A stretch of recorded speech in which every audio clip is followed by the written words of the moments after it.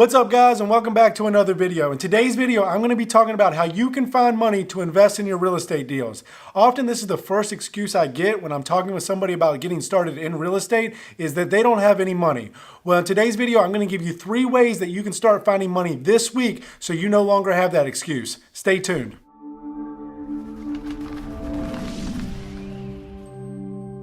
Way number 1. Work for it. I know this is crazy, right? You want me to go out there and work for it and save for it and sacrifice for it? Absolutely. It's my favorite way, and I did just that. It took me years of saving up money and making sacrifices and not going out with my friends and not going out to eat and not going out to drink in order to save up the money that I have now so that I could invest in real estate.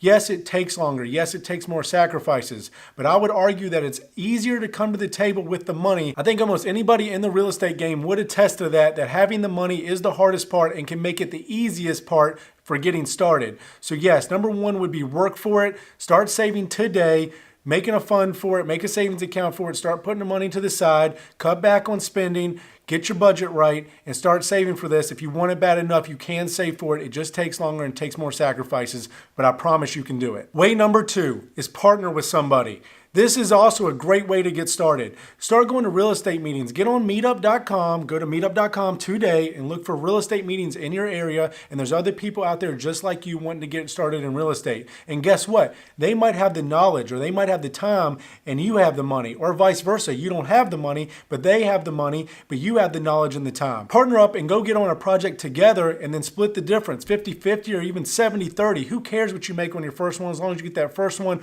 under your belt.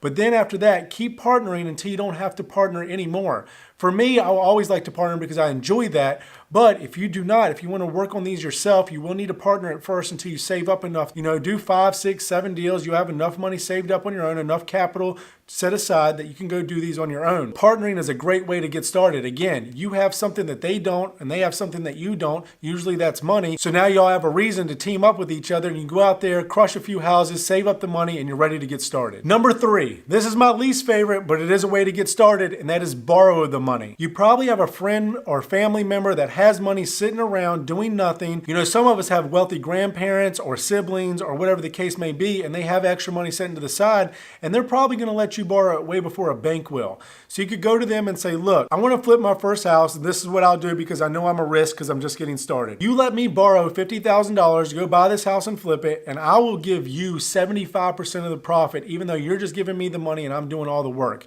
That will entice them to let you borrow the money on the first house. After that, you build up a reputation with them and they will keep letting you borrow, and eventually you become worth more. Your value becomes worth more because you're making them money, and now you can start asking for 50-50. Another way you can borrow money, and again, this just keeps getting less and less ideal for me, but it's something called hard money.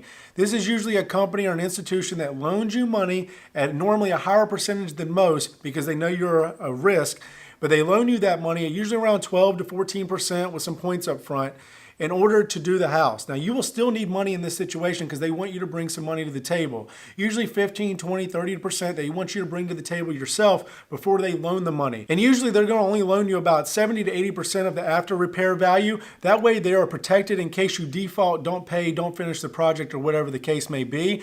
So you still need some money there, but that is a way to borrow the rest of the money if you have a little bit of money saved up, but you don't have enough to do the full project. Again, that is called hard money lending. Finally, and my least favorite of all would just be borrowing the money from a bank, get it on a home equity line, whatever you have to do to get that money. If you are confident, you've done your research, and you are ready to get started, and you've weighed all the risk, then maybe you should go borrow the money from a bank or something like that. Get a loan out against your house if you want to, and flip your first property or invest in your first rental property.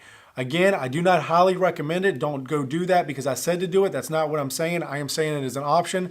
And those are the 3 ways that you could borrow money. There's more ways than that, but that's the 3 ways I'm going over today to borrow money.